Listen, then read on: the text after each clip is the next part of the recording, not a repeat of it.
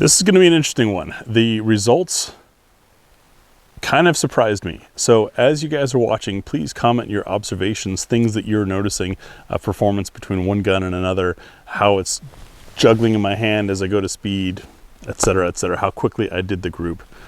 Let me know in the comments. This will be fun. The Bull Armory SAS 2 tack, the Tisas 1911 carry double stack, Springfield Armory Prodigy, and Girsan Witness2311. The options keep growing, the price ranges keep widening, $700 up to $5,000 or more these days for double stack 1911. Not long ago on GBGunsDepot.com, I did a study of these 4 guns, looking at the physical attributes of them to help you determine which one might be right for you and give you a little bit of thoughts. However, it's more than just physics. There's also the user, right? It's a handgun, it's got to be shot. So today, I'm going to try to figure out what these differences are and show you coming up next on GBGuns. Now in that article, we saw that they all are constructed slightly differently and all have different weight balances. And I propose that those weight balances affects shootability and how they feel on the range, beyond just carry, talking about actual shooting performance. So in looking for a rather objective way to try to test this, I'm going to conduct 2 drills with each of these 4 guns. I start off with 5 shots at 7 yards on a bullseye as quickly as I feel that I'm back on target. This test is meant to help us get an idea for return to zero comfort. Now, of course, mechanically, guns are back way before we're ready for them, but how quickly do I get back on target and feel like I'm set up there? Second test, I wanted to do this from a holster, but the Girsan does not fit the holster that the Prodigy, Bull, and Tisas fit. From a buzzer, I'm going to grab a gun off of a barrel here that's in front of me and then rapid fire 6 shots into the torso. This is meant to show control at speed. This will also show ability to run the trigger. Now the big variable, of course, is me, the shooter. That's something that you can't get around. It's just going to be the way there is. I do have more time with some of these guns than others. For example, the SAS 2 TAC 4 1/4 was my carry gun all winter, and I've taken it 2 courses. So I will start with this one. I'm completely cold, just arrived at the range, haven't shot in a week. So I have the most remembering how to shoot to do with the gun that I'm most familiar with, and then we'll move on from there. Let's see how it goes. Another variable, 2 of these guns have dots, 2 of them don't. Why is that? Well, the Girsan came with the dot, and I run guns the way they come as much as possible. So I'm gonna run that. It's also gonna give me a little more time with this far dot that comes. They're free on the first 3,000 of those things. I don't know if those have all been sold yet or not. The other one is the Tisas. Why does it have a dot on it? Well, those of you that have seen our shooting impressions video know that the rear sight was off out of the factory, as in crooked, not, it was on the gun, but crooked. We adapted as best we could during that test, that review, and I said I'd fix it when I got home. Well, I got home, took my real Avid sight tool pusher, awesome, big, beastly pusher that has done lots of guns for me. A little bit of setup on that thing, but man, can it do a great job. And this sight wouldn't budge. I even got to the point of marring the sight, and it would not budge, and yes, I removed the set screw. So, Veridian Optics to the rescue. The RFX 11 sits nice and low, almost looks like it belongs on the gun. And you get co-witness, which of course doesn't help me since that sight is off. So I'll be shooting 2 of these with dots and 2 of these with irons. Ammo used today is the rest of our Fiocchi 9AP, which is fairly soft ammo, so that might play a role in here. If you guys are curious about ammo, I of course have that guide of 23 loads tested up. Got our target camera on, 7 yards away, and we're going to start with that quick grouping. At least that's going to be my intent. If I can get the camera to focus, this is the target camera, is what formerly was, there we go, our main camera, and it can be a little slow at times. Absolutely cold out of the box, 5 shots, trying to group, but also pushing the speed on that group.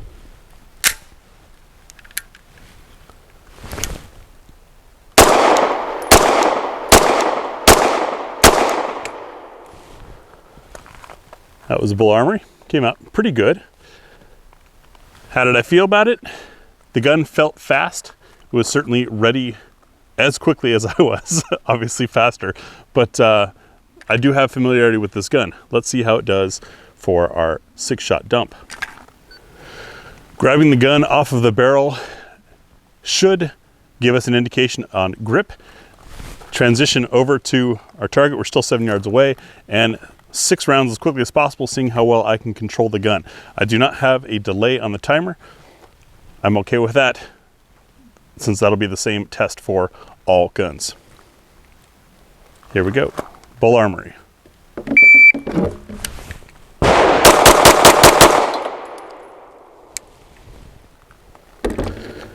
Bring the target camera in a little bit, and we can see I was favoring a little bit low as I drove the gun.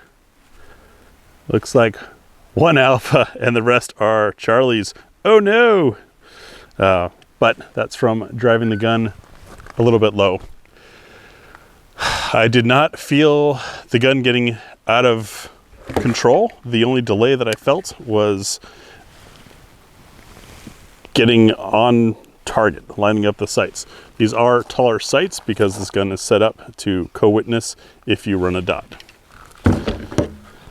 Time was 3:21 with the first shot at 2:26. So it took me about a second to get those 6 rounds out once I was on target. Next up, and I'm going in order from most experienced to least experienced with the gun to kind of be a little more fair. Springfield Armory Prodigy. Target camera on. This is the 5 shots of reasonably paced grouping.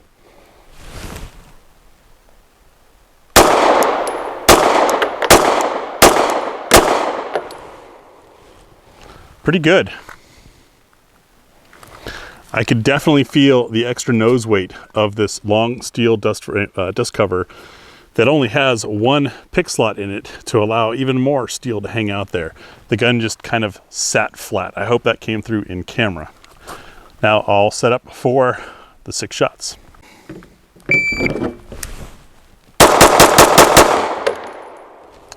Yeah, the gun just sits. That extra heft that may not be the greatest for carry, especially that nose weight, that felt pretty darn easy. Look at our hits. It looks like we've got two alphas, 1 on the line, and 2 more Charlies. So again, I'm driving a little bit low. It's okay, I'm a tall guy. I have to aim low. Excuses. And the total time on that Prodigy was 3:33. First shot in 1:85, so I was a little quicker getting on target. That could be that I'm adapting to these drills. That could be the heavier gun swinging a little more steadily, I guess you could say. We did an experiment on lightweight gun versus heavy gun and sway back and forth, if you guys have seen that video. So took me longer to get those 6 shots out. That could be the trigger. I think it's probably the trigger on this. I know the Bull Armory trigger better than the Prodigy, and the Bull Armory has a crisper, shorter, lighter trigger.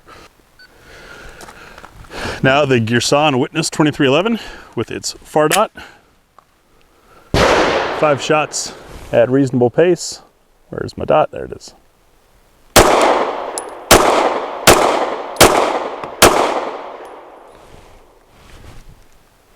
think that was only 4.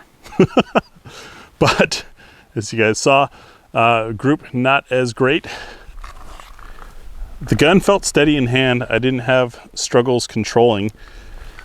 I think it's having a small dot, as in small MOA dot on there. The traction on this was great.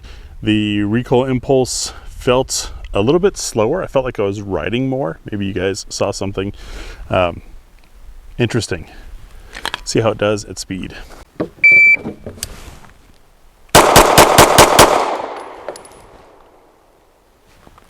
And this time I'll remember to give you guys time now. First shot was 2:11. Total time was 3:15. So look at that, 6 shots in about a second. Almost like the trigger didn't really matter once you know how to run it. I also hit better. That could be me learning and adjusting. That could be the extra weight of that trigger permitting for a little more mash, which is what you got to do for high speed, unless you've got like really dexterous fingers. Interesting results, not what I was expecting. And next up we have the Tisas. Tisas, another dot gun with the Viridian RFX 11. Let's do controlled speed grouping. If I can find the dot, there it is.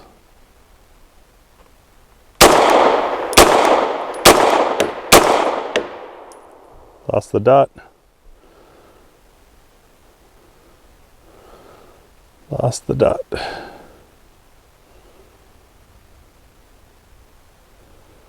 Can't see the dot at all. I'm going to finish on irons. That's frustrating. Wonder what happened there. So just in checking off camera, dot's back and readily available. I don't know what happened to me there. I am getting some fragmentation, some artifacts, if you will, splattering around, just like we did with the Canic when we had all of the pollen in the air, throwing everything off. So, don't know. It sucks to have the dot impact the performance of the gun, which is why in the main reviews we don't review guns with a dot unless it comes with one, because we want the gun's performance to be what the review is about, not that gun, that dot, that shooter, that climate. I just think it's fair that way.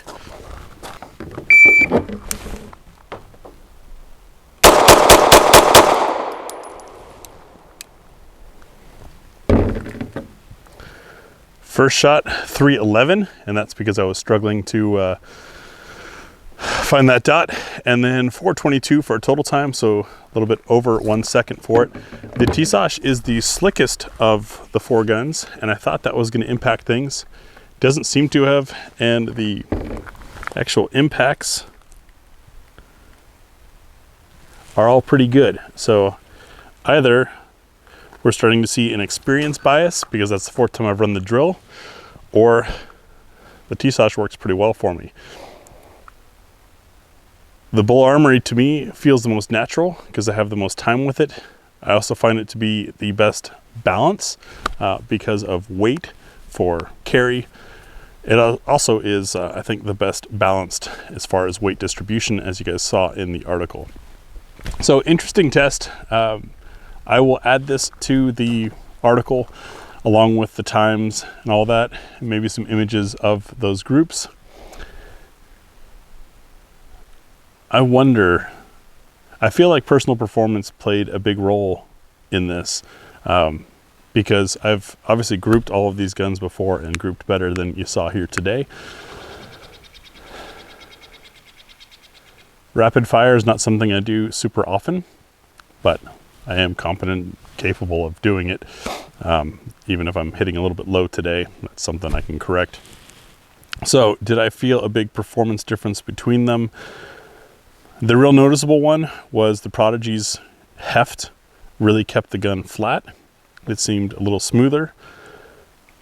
The Girsan and the Tisas, between those two, I kind of lean on Tisas, but I think the Girsan's got better traction.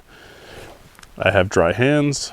It's a dry, beautiful day, so traction was not as big of an issue as it may be for some. But I think what we're seeing here is the difference between these four may not be as big as some people feel. I don't know. Tell me what your thoughts are. What were your observations? I've got mixed feelings about this. This was an interesting test. Let me know. Thanks for watching.